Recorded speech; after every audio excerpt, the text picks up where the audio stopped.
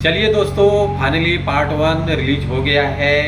हर घर की यही कहानी, जो कि बहुत सुपर डुपर हिट फिल्म है। तो पार्ट वाइज ये फिल्म आप लोगों को देखने को मिलेगा।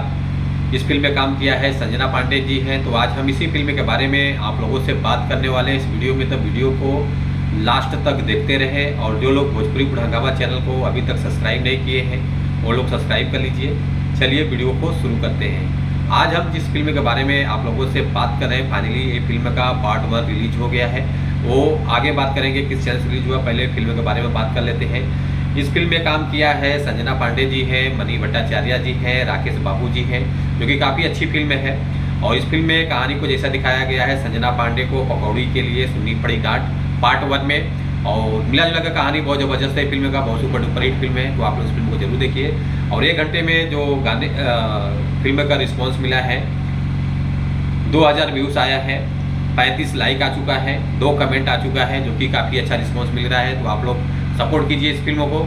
और ये फिल्म आप लोगों को देखने को मिलेगा B4U भोजपुरी चैनल से। पार्ट 1 आप लोग जाइए, देखिए, शेयर कीजिए।